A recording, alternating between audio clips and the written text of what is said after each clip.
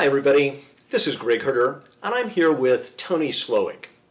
Tony is a wonderful realtor from Sky Real Estate in Austin, Texas, and we're just going to talk a little about his experience of the power of building his brand, what he's done to generate a steady flow of business no matter what's going on in the marketplace, and we're going to talk to him about how his clients are responding to his marketing. So, Tony, tell us, what got you into real estate? Oh, that's a funny question. Years ago, I returned from living in the islands, and at that time, I didn't know what to do, and I liked being outside, and I thought, well, maybe I'll open a landscaping company, but all these realtors out there were making so much money, it seemed really easy. I just looked into it and saw that, 6 simple classes, and I'd have my license, and so I did it, and it's been the best choice I've ever made. So a lot of people get into real estate and think, gosh, it's going to be fairly easy to get a license. So once you got into real estate, were you instantly successful? Was it as easy as you thought it would be? When I first got into real estate, I was waiting tables on the side, and I got really busy really quickly just getting leads off of phone duty. So I finally took the leap of faith and just quit the job, and I'll never forget the first $175,000 house I sold. I thought it was the biggest check in the world, and so I quit the job and jumped in with both feet, and I haven't looked back since. All right. So now, how long have you been in real estate?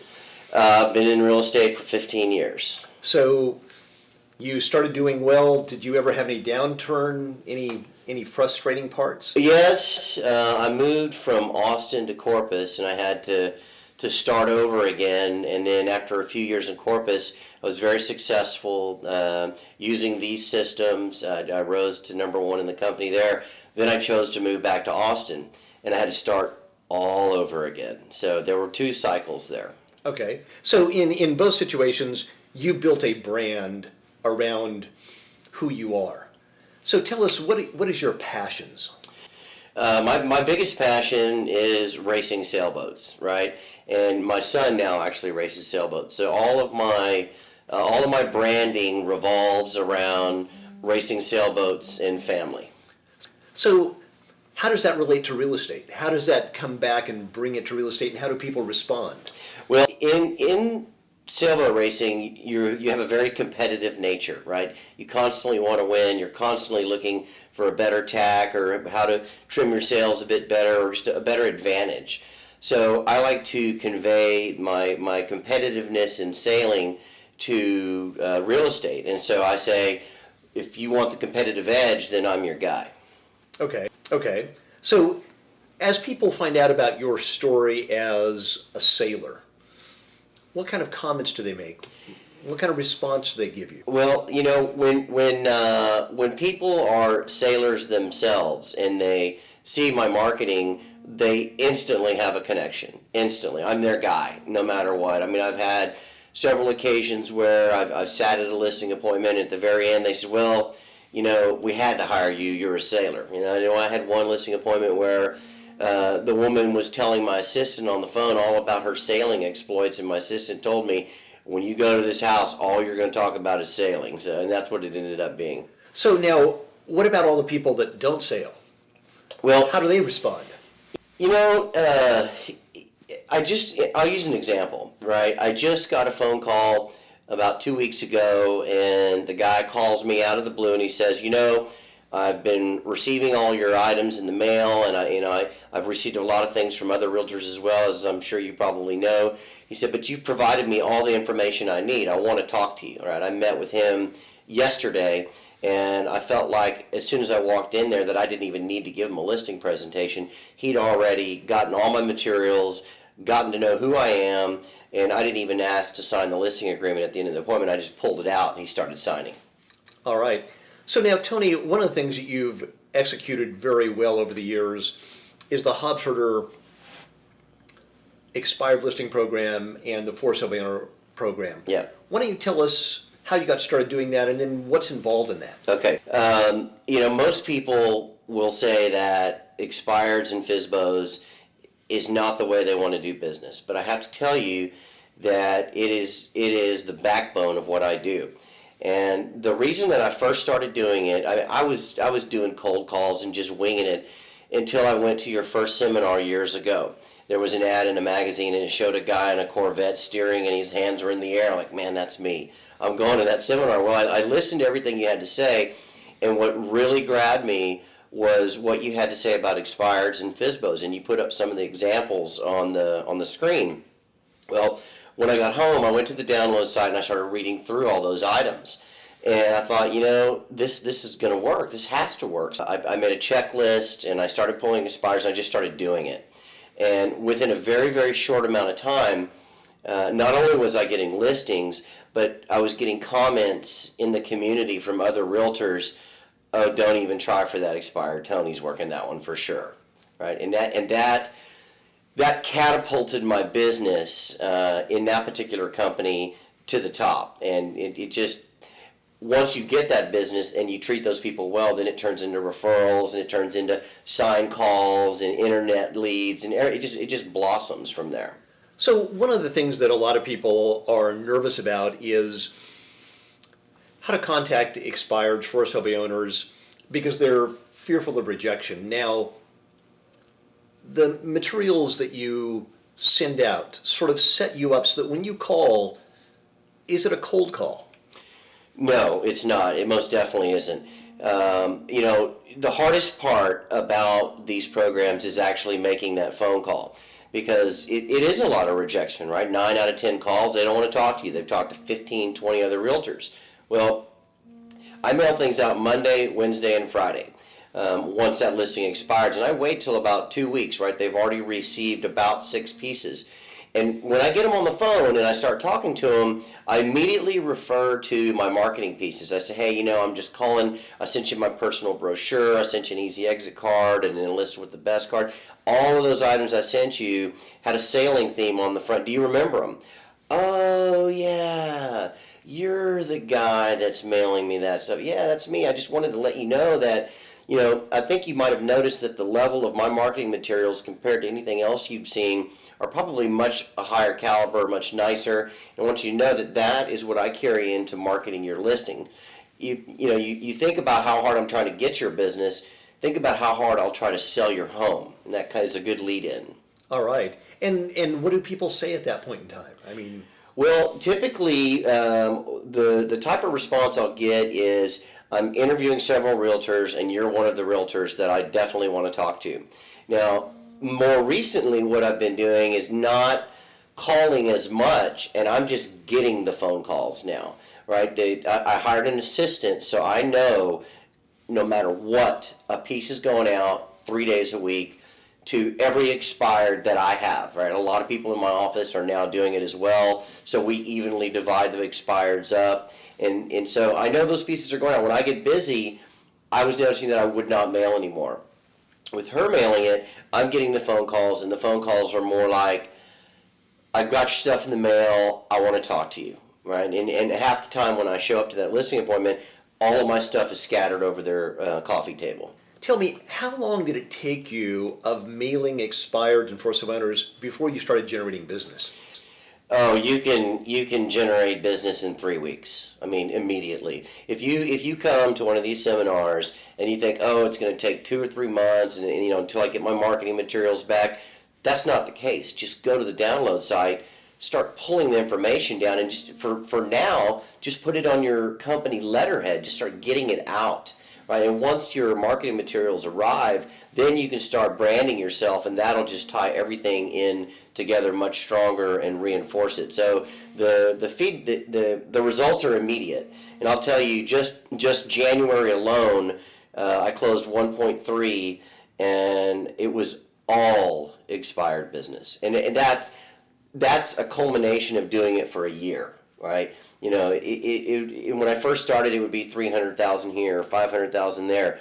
Now it's all I did in January. If I wouldn't have been doing expires, I wouldn't have closed anything else. And now, one of the things that I know you've also been doing is you've been doing a lot of video listing work. Yes. So you take a video of every one of your listings. Now, how do your clients respond to that?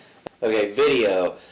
First of all, when I first saw you talking about video, I was really apprehensive. Like, oh man, I got to buy a camera, got to buy a steady pod. Now he wants me to get lighting, and I really don't want to get in front of the camera. And I tried to talk my son and my wife into helping me. They wouldn't help me.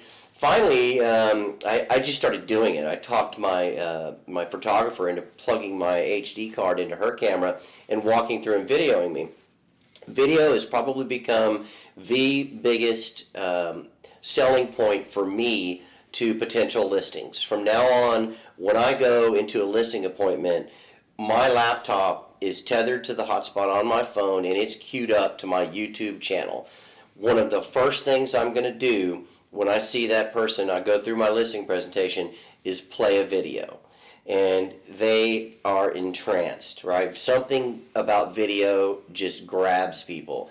And they watch it, and I say, look, I'm going to do something like this for your house. And I have several videos. So I choose one that's similar to their home or close in price range. And, it's a big part of my business now, for sure. Walk us through how you use that at a listing presentation. Okay. So let's say, I'm going in, I'm talking to a person about trying to list their home to sell. One of the ways I lead into the video is I say, one of the biggest tools that's come to our disposal as realtors in the last couple of years is Facebook. And not a lot of realtors are using Facebook. Facebook allows me to target a zip code, target an age group, and here's what I place on those Facebook ads. I show them a video of a previous listing. Now I also say there's several uses for this video, right? Number one, I can put it on Facebook as an ad. Number two, when you call me and tell me that a realtor's made an appointment to show your home, I'm immediately going to send them the YouTube video in hopes that they'll send it to their client and get excited about seeing your home before they even get there. Then, let's say I've made that phone call to the realtor that's shown your home and they say, there's some interest. They like your home. I said, well, you know what? I'm going to send you a YouTube video right now. I won't put any text in the message. Just forward it to your clients. When people go home and they found a home they like, they want to tell their family. They want to tell their friends. So they shoot it off to them, and now they can show it to their friends and family. And I always use an example of a particular couple that came through a listing on December 23rd. Well, I shot them the video, and the realtor said that they're not going to make an offer until after Christmas.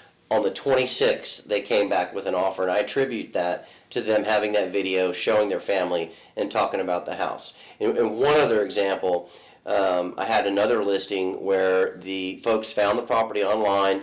They saw my really nice still shots. They reached out to me. I sent them the YouTube video.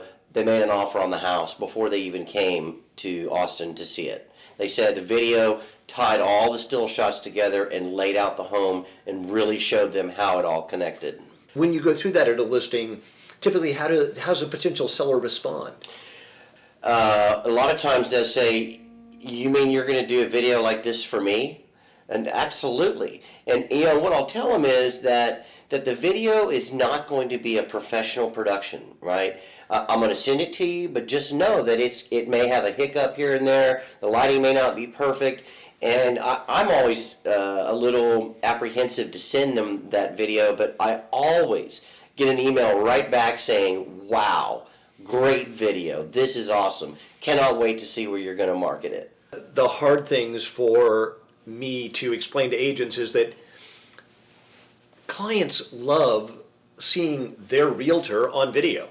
Somehow you become more professional, more, knowledgeable just because they've watched you on video, and yet agents are afraid of doing the videos. They try and be perfect, and you just have to be yourself. Yeah, it definitely gives you an aura of expertise when you're on video because nobody else is doing it. Right? There's a few people out there, but not many. And when you now I've incorporated a couple of other aspects to the video. I've kind of taken it to the next level. I've hired a guy to come out and fly a drone into the front of the house and fly away from the back of the house, and that really wows the client. And the most recent video I did came out really, really well, and I shot it off to to the seller, and I hadn't even met Mr. Seller yet, just Mrs. Seller, and he was blown away. Shot me back an email, said, wow. I went to his house to introduce him to my wife and my assistant in case they had to show the property, and he said, I need you to send me lease property because we're going to sell our house quickly. I can just feel it, and we need to know where we're going to go. Now, you've also worked at building your personal brand, the Tony Slowik brand.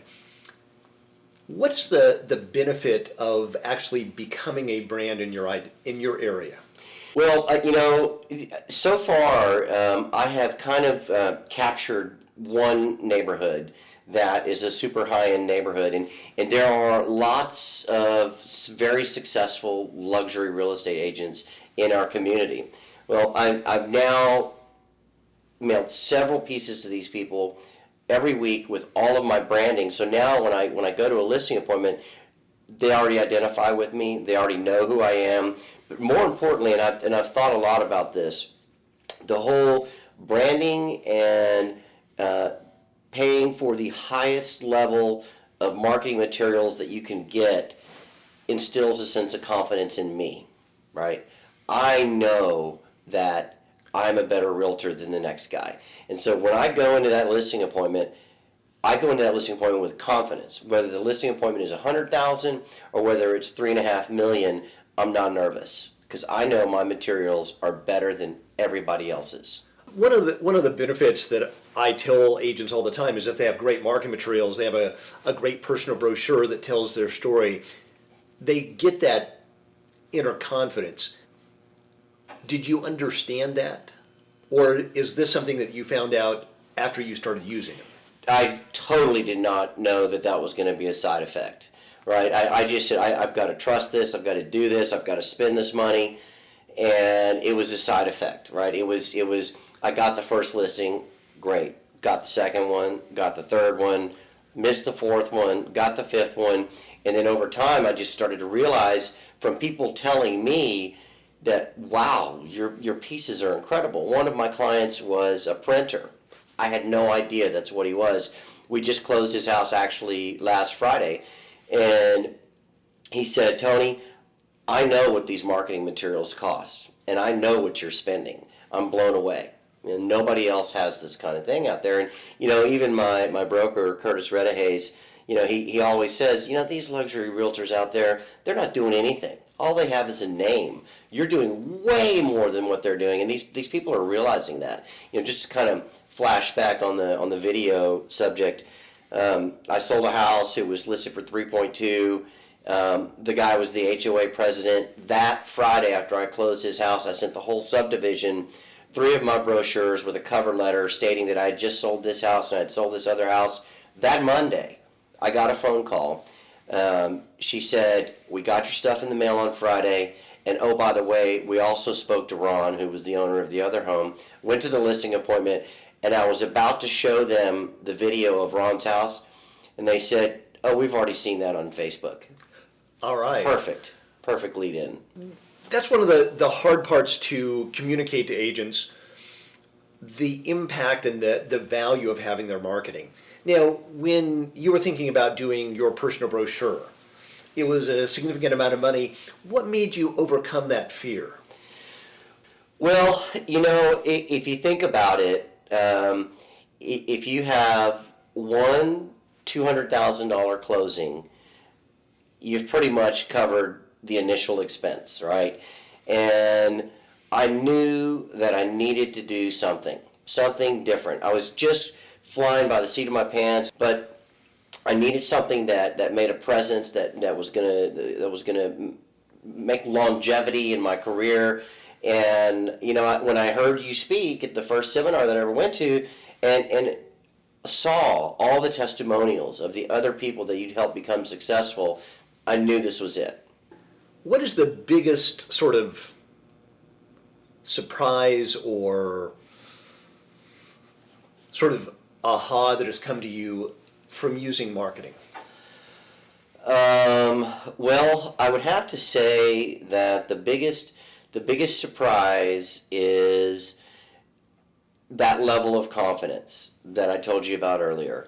And I over the last 6 or 7 months, that confidence level has really elevated to a level where I was afraid to go into a multi-million-dollar listing and do a listing presentation, and I would be afraid to address that envelope and send them that marketing piece going, oh my God, these people aren't going to pay any attention to this.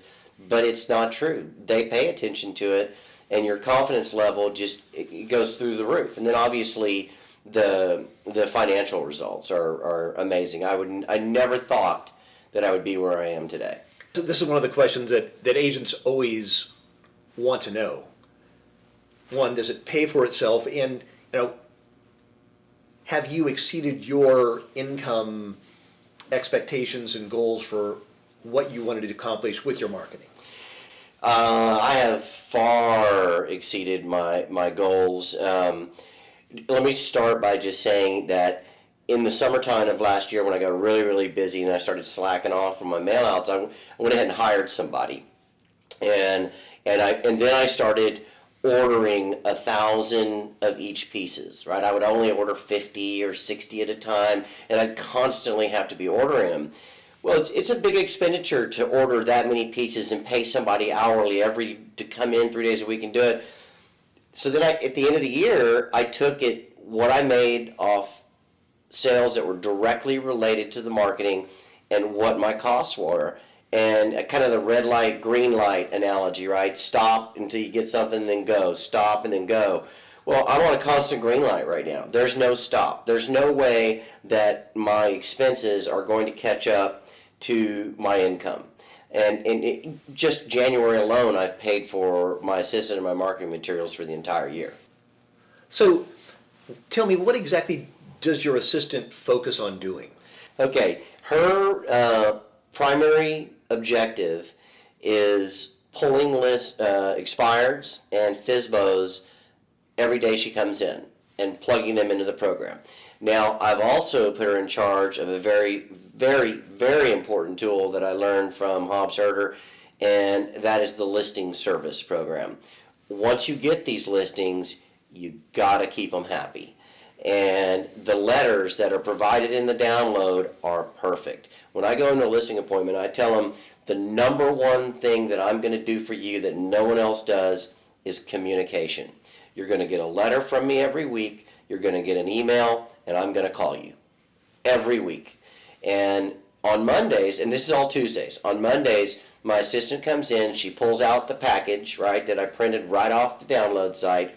She flips into the magazine, figures out what letter goes out and mails it, right? And on Tuesdays I do the email, and it talks about all the views on the internet, how many Facebook clicks we've had, and those kinds of things.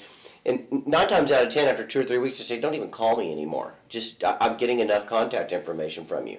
So her main objective is making sure the mail goes out and the listing service. Like, she called me today while we were here, and she says, oh, Tony, letter number 6 going out to La Quinta today. Well, letter number 6 is the one where they asked for the price reduction, right? And I always tell her, before you send out letter number 6, call me.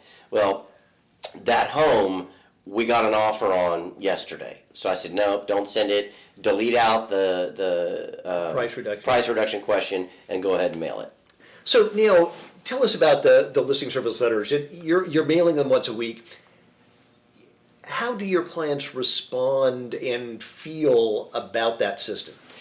Well, it's kind of a silent satisfaction, right? And I can use an example to kind of tell you about it. One client, she'll just reply in an email, on my Tuesday email, gosh, you're working so hard. Thank you so much for all the work you're doing. And this is after I've mailed them 8 or 9 letters. We haven't sold their home in 8 or 9 weeks. And then another thing she said, and I didn't even know the letter said this. She said, that letter you sent me, it said you were staying up at night, can't understand why our home hasn't sold. Well, me too. It was kind of funny. I'm like, oh yeah, okay, well, yeah, the letter. But another example, I had a property, it didn't sell for whatever reason. We went beyond the number of letters that are in the download, and I was handwriting letters after that. And towards the end of it, I told him, I said, look, why don't we let your listing take a break? Let's let it stay off the market for 90 days. Let's let the days on market disappear, and let's relist on January 1st. Great, Tony, you've been doing a fantastic job. We have no complaints from you. That's all because he's getting the letters and the emails every week. We listed it home on January 1st. We sold it in 2 weeks, closed it last week. He's happy as can be. In fact, I sent him a text today because my assistant told me that it was his wife's birthday tomorrow. I said, hey, be sure and tell Cheryl I said happy birthday tomorrow. And by the way, if you've got any friends or family that are wanting to sell a home anytime in the near future, let me know. He says, I definitely will, and thanks for the nice bottle of wine. So tell me, from your marketing, the branding, and then the incredible service you're providing, how's that impacted your referral business? Referrals are pretty awesome, right? I don't have a single client that I've sold a home to that I'm not afraid to talk to, right? In the old days, like, oh, we got that one done. I'll never talk to him again. Now it's like, I got a referral 2 days ago from a client who I sold their home, sold them a new home, and this is about the fourth referral. It's the offensive line coach for the University of Texas, and please take care of him. We know you will, and just the fact that they trust me, and I was kind of telling you about this one subdivision that I've kind of taken over in. It's a multi-million-dollar subdivision, and not only did I win over the first clients, they referred me to the neighbor. The neighbor's the HOA president. He sent me to that other referral, and now it's just kind of steamrolling in a really, really nice subdivision. That is very cool. Yeah. Now, how do the agents in your office respond to your success and everything you're doing? That's a really good question. I thought about that before I came here today. There are a lot of realtors in our office that are doing this now. And in particular, Matthew Grober, Kimberly Murphy, Yolanda Lara, Kirk Manzel, Brenda Starr, they're doing this faithfully, right? And, I showed all of them how to do it, and, we all can't take every single expired and market against each other, so we divide them up. And the interesting thing is, there's an expired listing in Austin, or for sale by owner listing in Austin, that's not getting marketing materials from Sky Realty. And Matthew has listed and sold a property or two. Kimberly's been on a few listing appointments. So it's not your typical office, right, where everybody's sitting around kind of wondering what you're doing and then doesn't want to take the step to do it. We're all doing it. We're all jumping in at one length or another and marketing. So, as you have multiple agents in your office that are all doing marketing,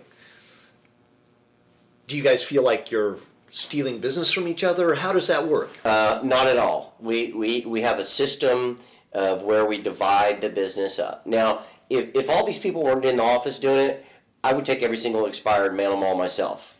But I've got enough, right? And so by doing it together, there's a bit of camaraderie. Everybody shows up Monday, Wednesday, Friday at 11 o'clock. We dole them out, and then we talk about our successes. And, if you just go into my office and you look at the listing board, you'll see pending, sold, active. And, I think that it inspires other agents in our office to keep it up and keep trying and keep working at it. Sky is an independent company in Austin. I mean, in essence, you have fewer agents, but your productivity compared to most other offices is dramatically higher.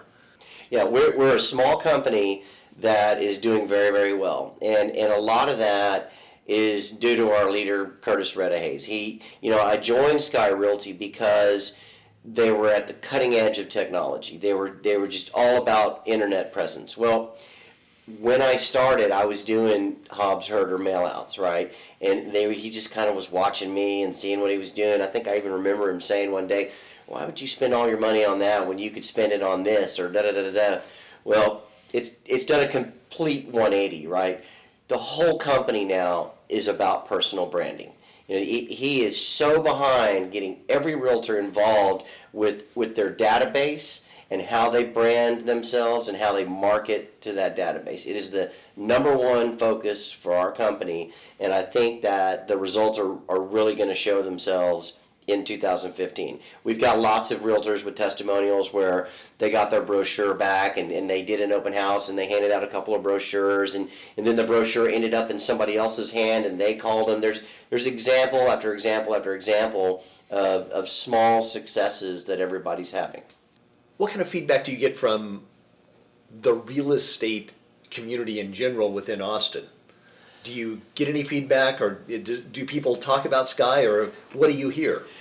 Well, some of the feedback that I get people asking me to come work for them, right? I think that's the biggest compliment. There's one in particular broker in town. She owns her own company. I think she's asked me 4 times to come work with her. So when you say feedback, I don't get a lot of comments about the specific marketing, but I do get complimentary requests like that. Now, when I was in Corpus Christi doing this, in a smaller community, less real estate savvy, I was getting comments all the time, right? Senior, long-time realtors on the island there were saying, "What are you doing? Why are you mailing this stuff to my client? How dare you do this?"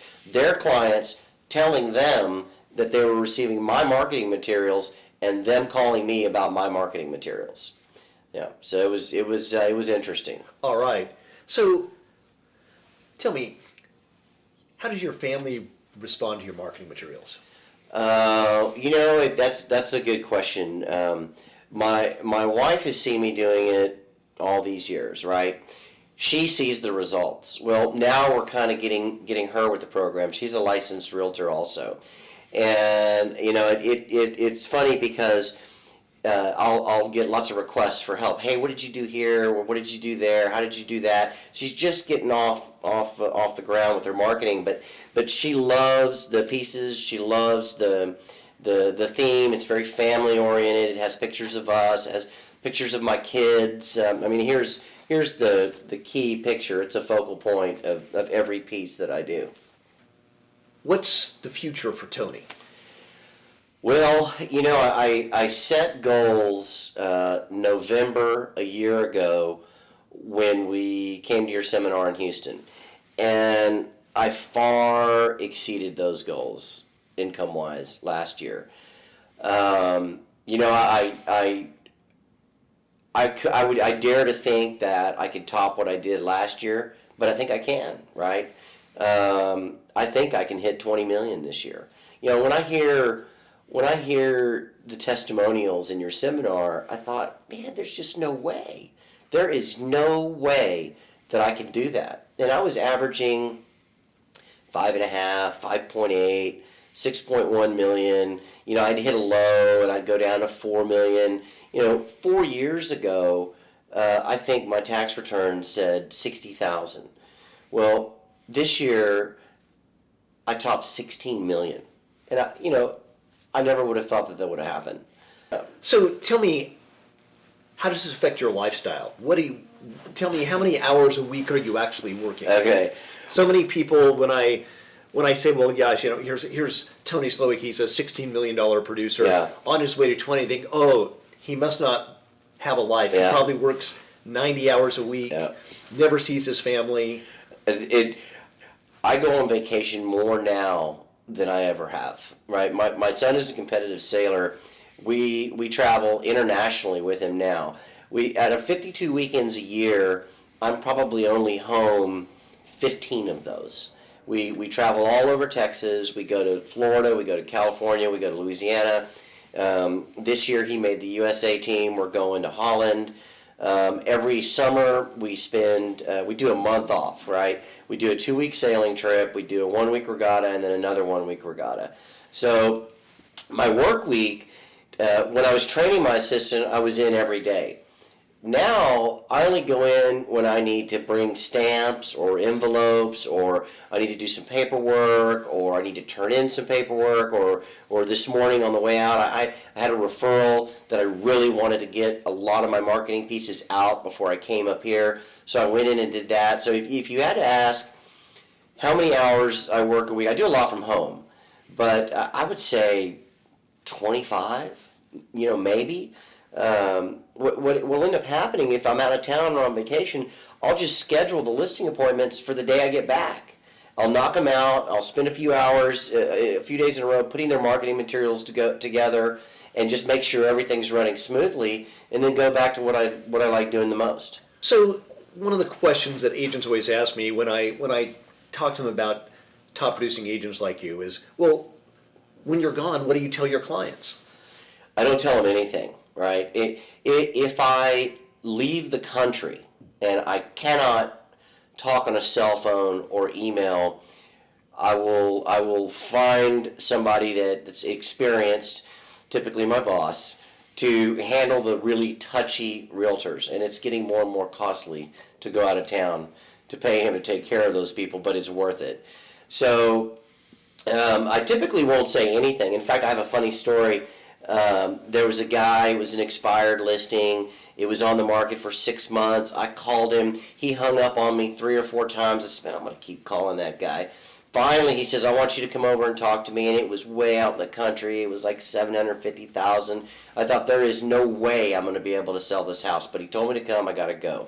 So I went out there, and he is one of those guys that had all my materials on the table. And he said, stop right there. I don't need to hear anything else you have to say. He held up all the materials and he said, this is why you're here, right? And he put it down. We signed the listing agreement. I was at a regatta in California, Marina del Rey, and I get a call. A realtor wants to show it. I say, sure, no problem. I get them in there. They write the offer. We close the deal. And at the closing, I don't remember what he said. I said, well, Frank, I sold your house while I was standing on the balcony of a yacht club in Marina del Rey, and it blew him away. He said, you got to be kidding me. Yeah. So, you complain about me not being there, but I did it. So speaking of, sort of managing your business, what's the thing that you think gives you the ability to do more in less time? Well, I think a lot of that has to do with having a good support team, right? My assistant is very competent. Like while I'm here, she's taking care of a few things. My wife is taking care of a few things, but having a really good title company that you don't have to check on really helps. And then having a very good marketing person behind you that can put the materials together the way you want them put together in a timely manner. So just having the support team that you can count on that's smooth allows me to not have to work as much. I'm here today, but right now I'm negotiating a deal. As soon as we're done, I'm going to go back to my room and wrap up that and the Sunday listing that I picked up yesterday, put a sign in the yard. I scheduled the photography for Wednesday, and I can pretty much write the copy from here and send it to where it needs to go and have everything done by next weekend. Now, tell me, are you doing any online advertising on Facebook, Google, those types of things? Yes. Almost every listing that I get, I promote it, several websites, right? I opened my own Zillow account, my own Trulia account. Everybody hates those two words, but believe it or not, they're huge search engines. If you open your own account, you can put in 40 photos and up to 4,000 characters of copy. Otherwise, they just pull 5 photos and 5 lines from your listing, and it's a very minimal amount of work or amount of information. But what's really key is the Facebook ads, right? Promoting in a certain zip code, under a certain age group, and oftentimes in likes. Like I had a horse property, and I promoted it in Los Angeles, Chicago, San Francisco, New York, Dallas, Houston, and San Antonio, the top 3 most affluent zip codes, but I made sure that they all liked horseback riding. And that does 2 things, right? And every ad I do goes into my farm zip code. Everything I do goes in there because I want those people to see me over and over and over again. One of the things by adding advertising on Facebook, besides my name recognition and brand recognition, is the increase in views on various ads, like my virtual tour. If you put one virtual tour ad on Facebook, you're going to get thousands of views. Doesn't mean they clicked on it, but you can see where they clicked on it. Now on my Tuesday report, I can tell them how many times the Facebook ad was viewed, how many times it was clicked, how many times the virtual tour ad was viewed, clicked, Trulia, Zillow, YouTube, and their personal properties. That's 6 different results that I can quote that increase every week when I email them on Tuesday. Tell me a little bit more about what you're doing on Facebook. And one of the things that I get from people is that they come to the seminar and they hear about Facebook and they say, well, yeah, I'm going to do that. But then they go to Facebook and they like freeze. Yeah. They're fearful of the technology. They're fearful of doing something wrong. So tell us what you're doing and how you overcame your fears of that. Okay. The biggest fear on Facebook was the money, right? When it hit my bank account for $855 one month, I almost went into cardiac arrest. When I went on a $2.5 million listing appointment a couple of weeks ago, and they said, oh, we don't need to see the video, we already saw it on Facebook, that was affirmation enough right there. Now, the whole concept of Facebook for me is to have an angle that no one else has, right? You don't see any other realtors at all hardly advertising on Facebook in the Austin area. And it's a high-tech community. You would think you'd see more. In my zip code where I live, where I like to sell homes, every home that I put on there or every ad that I put on there gets seen, right? And I see my neighbors liking it, and commenting. So I know that they're seeing it. So they're receiving mail, they're seeing me on Facebook, and they know that I'm very, very active in the neighborhood. And if I put on a pretty spectacular listing and one of my neighbors is a realtor, like, wow, that's a nice one. I'll also advertise special reports. I'll also advertise what is your home worth, right?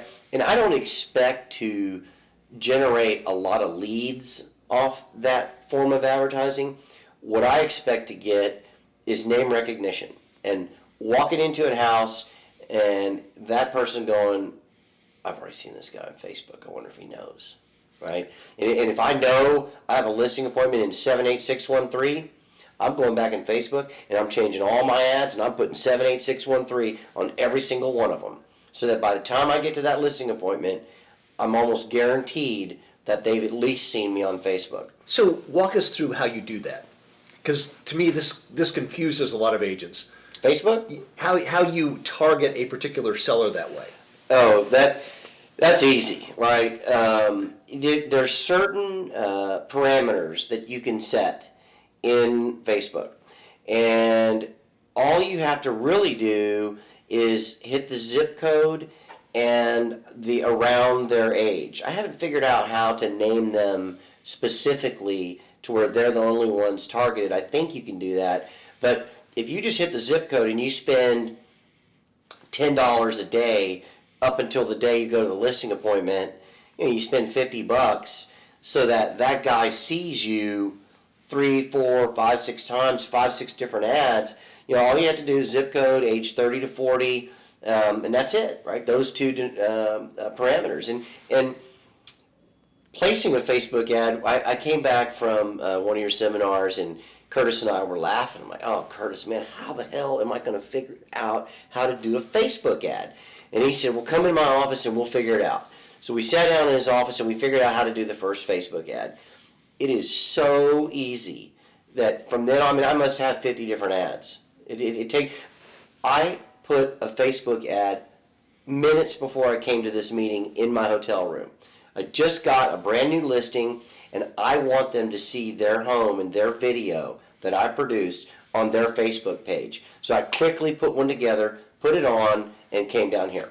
And when a seller sees their listing on Facebook, do they comment to you? Do they say anything to you? They will tell me if I ask, right? They kind of feel like that's an area where they shouldn't intrude on my business and admit to the fact that they've seen my marketing. But if I ask them, they'll say, "Oh yeah, we saw it." I had one lady. She said, "Tony, my son was sick in the nurse's office. The nurse called me and said, you need to come pick up your son," and said, "Oh, and by the way, I saw your house on Facebook. It's beautiful." My client was blown away. She had no idea that I was advertising there, but her nurse told her. Yeah. So, any other unusual things that you're doing on Facebook, or anything else any stories that have come out of your Facebook marketing? There was another listing appointment that I went on where I targeted them, and they said, "I cannot believe how many ads I saw for you on Facebook." Are you posting on Facebook? Yes. When I'm out showing property, I'll take a picture of a house and I'll say, "Showing this house today." Or if I have a closing, I'll ask my clients, "Hey, do you mind if we take a picture and post it on Facebook?" And I'll put their name and tag them so that their friends see it. And most recently, I had my client ask me, "Hey, can we take a picture with all of us? We want to put it on Facebook." So I'll do a little bit of that, and then I'll also put teaser ads, right? Like, "Coming soon, I've got a great property coming up in this neighborhood, let me know." And then of course there's all just the regular posting, the personal posting, letting people know what I'm doing in my life. And there's been clients that they know my kid before they even see him, right? I had one client. They were at Hamilton Pool, which is a little swimming area outside of our community, and my son was there on a field trip, and he was floating by on his inner tube, and the lady goes, "Hey, you're Tony Slowik." And he looks up, "Yeah, how do you know?" It was all from Facebook. And I pieced together who it was, and I private messaged her, "Were you at Hamilton's pool today?" She said, "Yeah, I was there. I saw your kid." It was pretty cool. And when people see that you're doing that, again, how do they feel about your marketing? How do they feel about your service? They feel like I'm working very, very hard, right? I constantly get emails back, "Thank you so much for all you're doing." I love it when they say, "Do you think we need to reduce the price?" Right? The letter that went out. I took out the sentence that says, "I'm going to be calling you this week about this," because I don't want to talk about that subject. I let them approach me with it. And just as evidenced by the listings that don't sell, the fact that they rehire me when it's time to go again says it all right there. And I've never had, I'll go into a listing appointment and I'll say, I offer the easy exit listing agreement, right? That's part of the downloads. I offer it to everybody. And I tell them, this is an easy exit listing agreement. Within 24 hours, you just let me know that we're done. I'll come get my sign. I'll come get my lockbox, and we'll go our separate ways, no hard feelings. And I tell them, I have never been fired. Nobody has ever exercised this right. That's the big pushback I get from people on the Easy Exit Listing Program. I mean, I'm always amazed. To me, I think it's such an incredible program. Now, I wrote it, and so I think it's great, but I'm always shocked that agents say, "Well, gosh, I don't want to offer this because they could fire me." Yeah. Well, one of the most effective tools about the Easy Exit Listing Agreement, especially when you're coming into an expired or someone you don't know, which is 90% of the business, you say, "Look, you had a bad experience with your last realtor. You don't know me. I don't know you. So, yeah, the listing agreement says 6 months. That's only so that I don't have to reset all my marketing every 30 days. You and I have a 24-hour listing agreement. If I don't do all of these things on here that I told you I would do, if I don't call you one Tuesday, I don't send you one email, call me. I'll come get my sign, my lockbox, and we're done." I do that so it takes away your apprehension from signing the contract with me. And at all listing appointments, I'll say, "Are you ready to go? Are you ready for me to call my photographer? Are you ready to sign the listing agreement?" It's a 24-hour agreement. So it is extremely helpful. And it's a piece that I mail out to everybody. It goes to expireds, it goes to FSBO, it goes to my farm a couple times a year. It's just a piece that works everywhere. So now, thinking about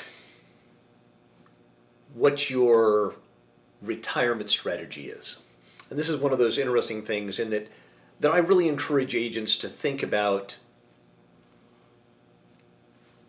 what they want to do when they retire. So they're setting up. Are you building your nest egg for your retirement? Well, I certainly have learned after 15 years how to save. That didn't do that in the beginning, but I'm doing that now.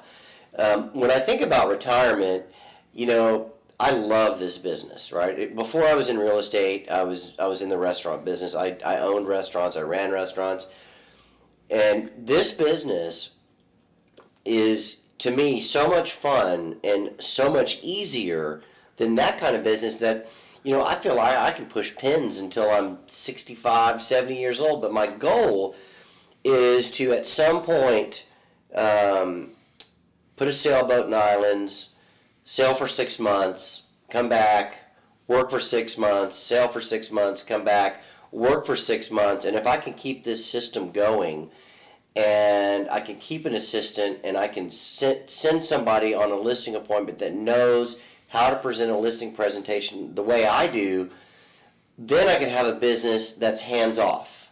Now, of course, I'd like to get to the point where I never work again, but I know that I could do this for a very, very long time, and I enjoy it. If a brand new agent came in and said, Tony, what do you think the best way for me to get my business started up and running, what would you tell them? I would tell them to go to a Hobbs Herder seminar, be prepared to spend about $6,000 or $7,000 from the beginning, and get yourself started the right way from the very beginning. And there's a lot of realtors out there that will laugh when they see this and say, I'm never doing expireds. I'm never doing for sale by owners. It's easy money. It is so easy. And it turns into referrals, and it turns into a confidence building exercise to where you can take over markets. You can do well in markets where you thought you wouldn't do well before. One of the things that agents also ask me is they say, well, Greg, how do I overcome my fear of technology? You mentioned that you were a little nervous about doing video. How did you overcome that fear? Okay, the video, you've just got to do it, right? And I'll use an example of my wife, right? She picked up her second listing actually not too long ago, and it was the day to go shoot the video, and she's like, you're coming, you're doing the video, I'm not doing the video. The last minute I said, oh, I can't make it. And she said she wasn't going to do the video, but my videographer was there, made her do it, and she felt uncomfortable, but she just did it, right? And the video came out great, right? There was a little hiccup here and there, but it's just a matter of just get in front of the camera and do it, and you'll get better, and you'll get better, and you get better. Now the person who films my videos knows we're going to do it in one take, right? She's going to walk through the house, she's going to follow me really fast, and I'm just going to talk, just like I'm showing the house to you or any other buyer, and it's just natural now. So if you make a mistake, do you stop and say, let's redo it? Absolutely not. In fact, one of the videos that you use in the seminar, I have to laugh because I called the floors pergola, right? They're not pergola floors, it's the patio outside. But I just kept going, it didn't matter. And I sent the email, the video to the sellers in an email, and they loved it. They loved it. Nobody notices the mistakes. And part of the things that I do when I send them the videos, I say, remember, this is not a professional production. It's simply to show how your house flows. And I think this does a good job of it. So tell us, how do buyers respond to the videos? Buyers it is very, very helpful to them. I'll use an example for that. I had this really high-end listing, right? And they came and saw it and they went away. And I was just hounding the realtor, sending her the videos and sending her the virtual tour. Well, I finally got them back. And the buyer walks up and he goes, "Oh, you're the star I saw on the video." So it was endearing, and it warmed me up to them. Right? They weren't even my buyers. One of the things that I want to incorporate soon, and I kind of thought about this on the way up here today, is just video greetings. Like, hey, I really enjoyed seeing your house today. I look forward to helping you sell it. And shooting them off a video. So I need to make my office or my house more user friendly, to just sit down and shoot a quick video, put it on the HD card, put it in the computer, and send it off, because I really think that video is incredible. So, are you doing any other types of videos besides listing videos? We've played around with a couple of different ideas. One of the videos I've done is an open house video, right?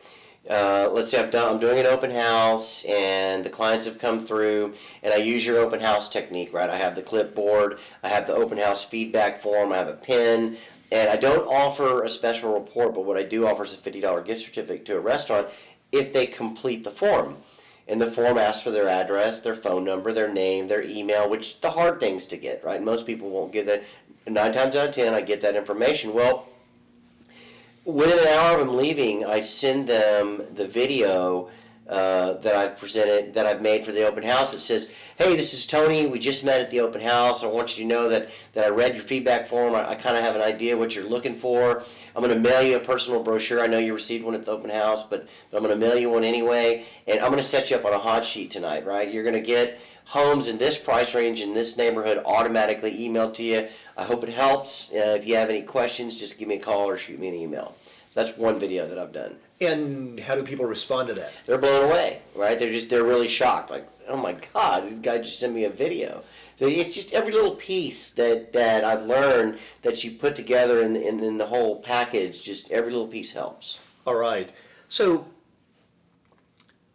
what's the next marketing piece that you're working on right now? The next piece that I'm working on is I really want to exploit Twitter, right? You use the example of the realtor in Hawaii that gets the catchphrases, home for sale, Hawaii, this and that. I want to implement that next. I want to, I've exploited Facebook, and I think that there is real opportunity in Twitter. That's one of the things that I want to do next.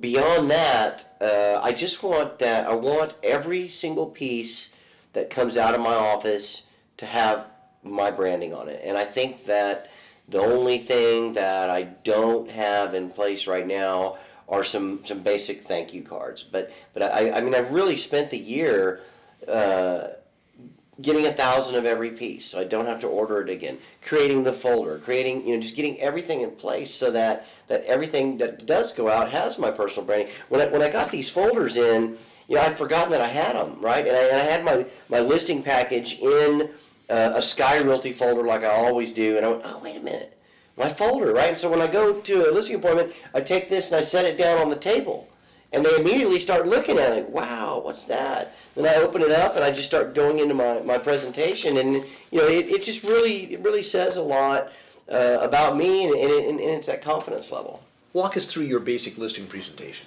Okay. In the whole thing, or just kind of? You just give us Okay. the big picture view. Okay. All right. So I walk into the house and So take us back. Somebody calls and says, "I want to talk to you." All right. So I get the phone call, the inevitable phone call that I got your stuff in the mail. I want to talk to you, right? So immediately I put together a package and I type a listing agreement and I put their name on it, and so I'm ready to go, right? I grab several of my marketing pieces from other homes. I grab my marketing commitment, easy exit letter, just listed card, and my flow chart of what I do when I get a home sold. And I try to implement the things that you talk about in your listing service. I'm not totally comfortable with it yet, but I've started, right? Okay. I'll go in, and my laptop's queued up, I set it down, I open it, and I put my folder down, and I'll tell Mr. or Mrs. Seller, let's take a look at your house first. And I always use so where do you see yourself in 6 months or 30 days? What would happen if we couldn't get your home sold? Where do you want to go? And try and ask those personal questions while they're showing me the house. Then we'll sit down and I'll just kind of go through my marketing commitment, I call it, rather than a plan. And the number one key part of that is communication. We talk about communication first. Then I launch into the importance of professional photography in everything we do. And I will go onto the computer and show them the first video. I catch them right there, right? And then if I really see that they like what they're like, I'll show them another one. Then I'll show them a really good one, which they're probably not going to get for that house, but it blows them away, right?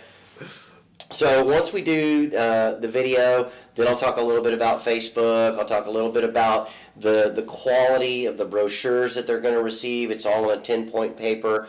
And, over time, I've amassed several samples of different listing brochures, and I'll just throw them out on the table, and they pick them up and they start trying to hand them back to me. Like they're too expensive for them to go, oh, no, that's for you to keep. And they are expensive, right? The total amount of money that I'm spending on materials that I'm leaving behind is probably close to $20. You talk the brochure, the listing file, the folder, all of it. And you leave it all behind. And then towards the end, I say, okay, well, we've touched on the virtual tour, the property website, the communication, the YouTube, the Facebook, all the different aspects. And then we'll start talking about price, right? And rather than bring over a market analysis, what I'm doing these days is I'll bring over as many comps as I can from their neighborhood. And I'll also pull out their old listing, and I'll point out where they were price per square foot. And one of the things I missed is I'll a lot of times show how poor their home was marketed before, like the terrible photos and this and that. But I'll say, let's just look, right? Your home was listed for $132 per square foot, and I'll just start flipping through them like I did yesterday. 178, 165, 165, well, that's all new construction. 113, 112, 111, 124, 138, 142, 150. And I'll say, well, it appears that you weren't too far off in your list price. I'm comfortable starting off a little bit lower than that. His comment yesterday was, I don't need to make a killing. I just need to sell my house. I'm like, okay, all right. Well, this is what I want to hear. So one of the questions that I'm always curious about is, do you feel like your credibility, your personal brand, helps you get your listings priced more effectively? I think that when they look at you as an expert, which is what this marketing does, before you get there, you're the expert. You had the best materials. I learned about you in your personal brochure. I saw your marketing commitment. You know what you're talking about. Through the listing presentation, you're going to get a feel for whether or not they're going to dictate to you what the price is, or you're going to dictate to them. Now, in most situations, they're going to pay attention to me and where I think we should list the house. If they don't, if they're insistent on pricing at a level I don't feel comfortable with, I tell them, I'll list your house for this price. I'm going to spend X dollars the second you sign this line. But in 2 weeks, after I've got feedback, an open house, and a number of showings, we're going to revisit. And if we need to bring it down $20,000, are you ready to do that? If these things happen, if we don't get any showings, if I get people telling, yes, I'll be ready. I said, all right, then let's go ahead and do it. And I had one, right? The guy it was a lesser expensive home. He was listed for $275,000. I told him, your house is $200,000. That's what it needs to be listed for. You're way overpriced. During the listing presentation, he said that all my realtor ever told me before was I was overpriced. I was overpriced. What did I do? I told him during the listing presentation, I don't take overpriced listings. I don't do it. In the very end, he said, I'll give you a call. He calls me back in 2 weeks and he says, how about we start at $249,000? I said, Mr. Whiteside, that's fine. I'll go ahead and roll the dice at $249,000. Within 4 weeks, I asked for a price reduction. We're down to $229,000. I'm getting activity on the house. More importantly, one of the neighbors walked by, saw the sign, called me. I listed his house, sold him a $450,000 house. So the the exponential effect of the listings taking place. Now, in a situation like that where a neighbor calls you and the house is overpriced, how do you deal with that? When a neighbor calls me and that particular home is overpriced, Well, somebody and it's like he's calling on a neighbor, and his neighbor's house is overpriced. And you go on that listing. How do you deal with? I'll use that listing appointment as an example. This is a guy that called me to his house that had never seen anything that I'd done. No materials, didn't know me from John Doe down the street. Blown away by the technology, the videos, right? Got him. After the videos, it was all downhill. He laughed, right? We know Raji, that's his name. We know he's overpriced. He'll sit on the market forever until his house sells. Well, then I told him what their house was worth, and they're like, oh, no. Our house is worth much more than that. I said, all right, well, let's take a look. Flip through the houses. Got them down about $50,000 from where they thought the home was worth. Got it on the market, lots of showings, and it's turned into, God, Tony, we're glad we met you, glad we hired you. So one of the things that people ask me all the time is they look at a lot of the marketing campaigns we've done for people over the years, and you're a sailor and you tell the story about your family and your son, and people say, well, how does that relate to real estate? And they tell me, well, the reason I don't want to be personal is that it's not about me. And my response is always, but you need to get people to know you and like you. Yep. So as people read your story, even though it's about sailing and they find out about your family values, how do you feel that plays into their perception of you as a realtor? I think that real estate is more of developing a personal relationship, a long-term relationship. It's not about, I had 232 transactions last year. I sold 32 million. I'm the best realtor there is. It's about you getting to know me personally and just a little bit about how I do business. And do you think that we can get along during the biggest transaction of your life, right? Do I understand that this is important to you, and do I have a life? Can you relate to me on a personal level? I'll have a client tell me, well, Tony, this may take a while. This may take us 6, 7, 8 months. And I'll immediately say, oh, I'm glad he said that. John, it's not about how quickly I can get your house sold and make a few $1,000s. It's about a relationship between you and I. Long after this transaction's over, you're still going to hear from me. You're going to get stuff in the mail from me. I'm going to be emailing you. I'm going to be calling you. I'm not going away after your home's sold. So it's to me, and I think a lot of people that subscribe to what you do, it's about building a personal relationship. Are you executing the past client follow-up program? I am, and that's a hard one for me to really stay focused and do, because it requires some personal writing, right? You've got to write that personal experience letter. You've got to send those few pieces before you send them the brochures, right? Asking for the business.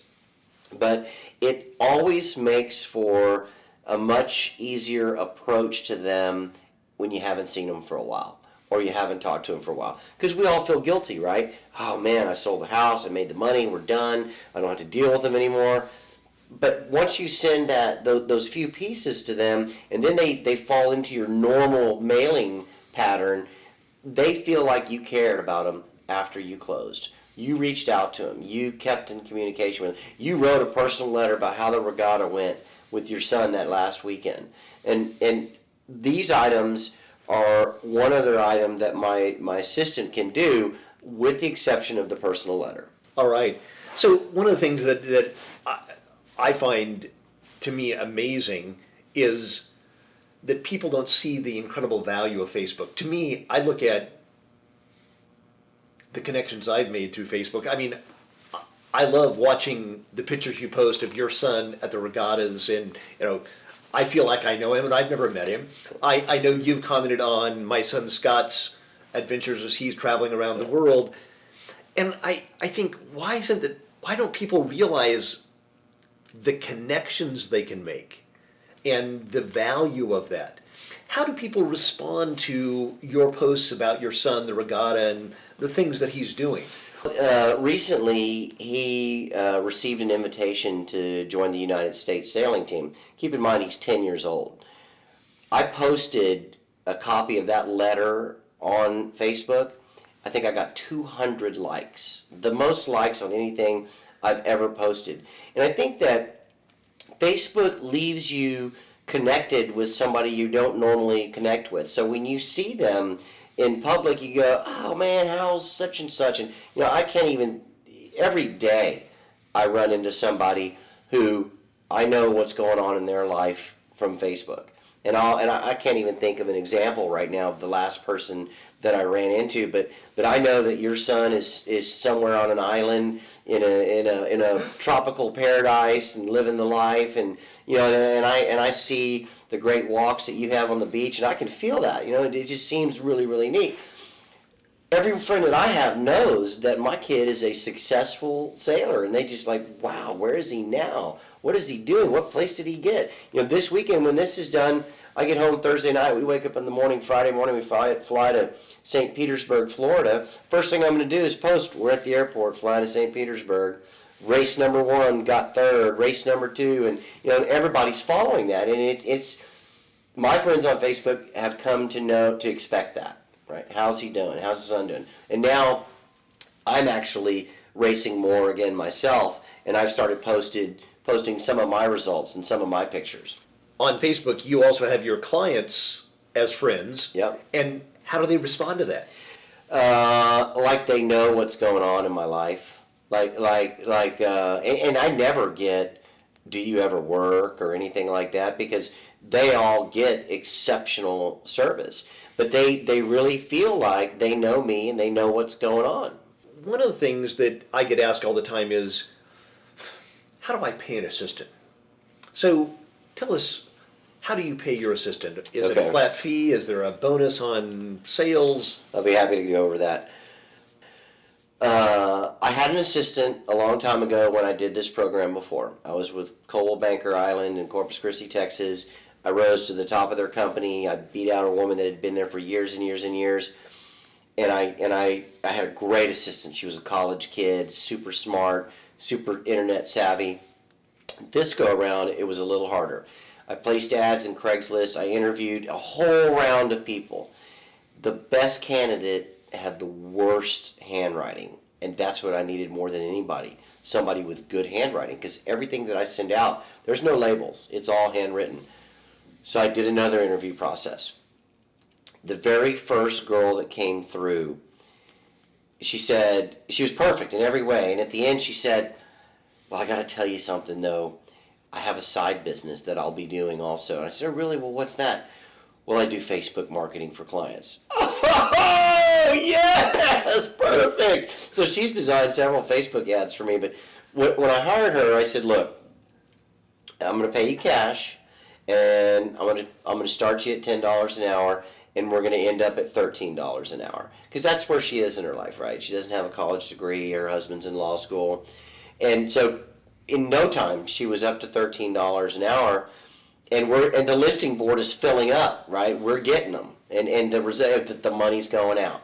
And I told her every week we're going to order a couple thousand of this and a couple thousand of that. She loves to spend my money. She's learned how to go to different places to order the items. But when I got that first closing, right? You close a $350,000 deal. That's $10,000, right? That's a lot of money to me. I give her a bonus. Right, and if it's a little deal, I'll give her 100, I'll give her 200, I'll give her 300, and I never told her that was coming. I just put it in an envelope, put it on top of her keyboard, wrote bonus, and immediately when she comes in, I get a text. Oh my God, thank you for the bonus. And she actually goes to my listings to do things I need done there. She loves doing that.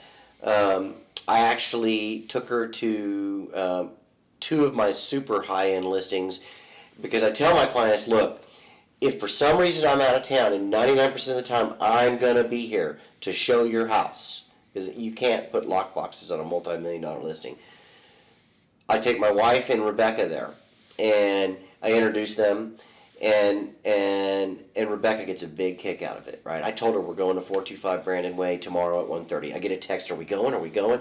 No, we had to postpone. I had to postpone 3 times. I finally got her there Saturday, and she was excited to go through this beautiful house and know that she's going to be in charge of it one day, to have a realtor come through and show their client. So I make sure that monetarily she's happy, and I tie bonuses now to every closing that was a result of her marketing.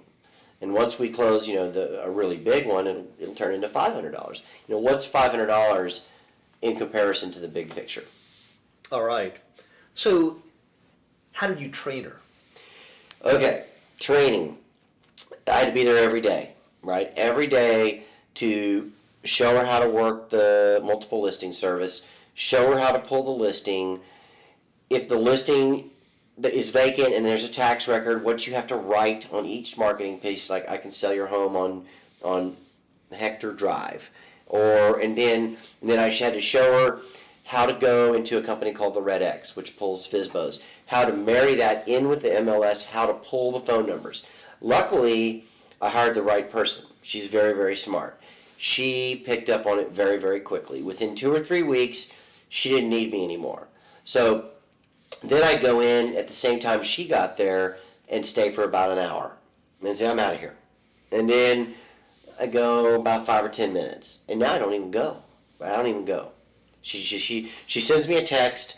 We're going to need more stamps, we're going to need more envelopes, and we're out of toner. That's the extent of my support to her now. I just make sure she has what she needs. And I go in and buy 10 rolls of stamps. That's a lot of stamps. That's $500 in stamps. But I look at it and I go, these $500 in stamps are going to turn into thousands of dollars of commissions. I panicked last Friday when I came in because a big mail out went to that farm area, and I didn't realize I had some extra stamps somewhere. And I saw that there were only 2 rolls missing, and I'd left a credit card for her to pick up the toner. The toner was still low, and she didn't leave a piece of paper with the hours that she had worked. Oh my God, she quit. And I panicked. It was Sunday. I called her, she didn't answer. I texted her 3 times, she didn't reply to the text. Finally, she said, I'm almost out of church. Okay. All was good. But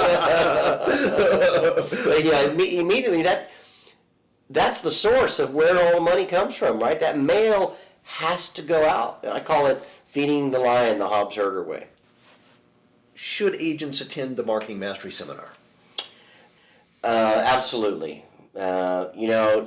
It is an eye-opening experience. The amount of pearls of wisdom that are dropped on you repeatedly every hour of the day is incredible.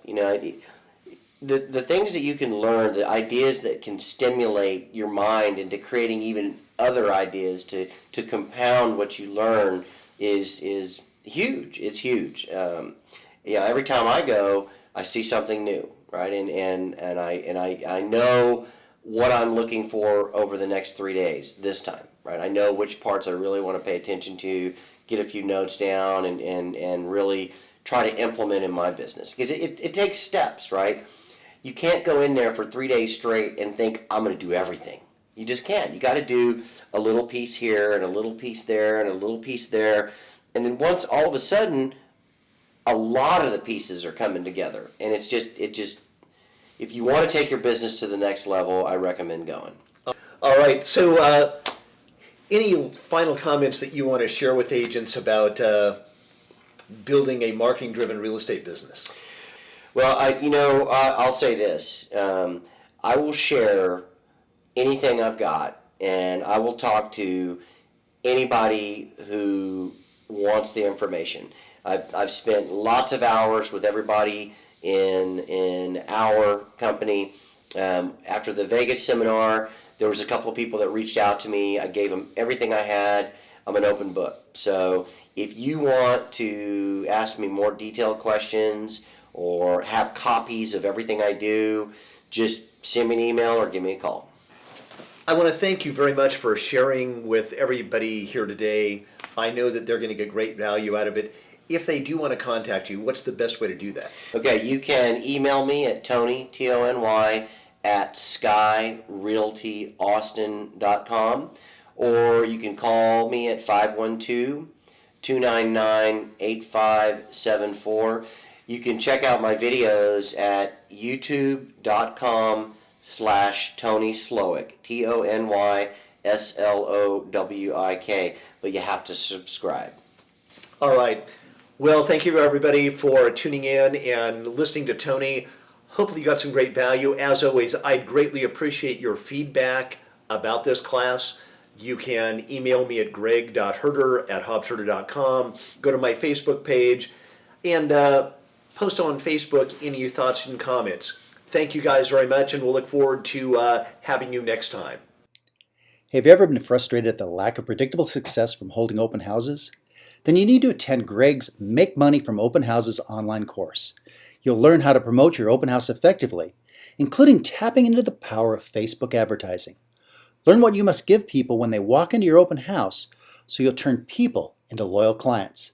Click on the link at the right or go to our website at hobsherder.com for more information.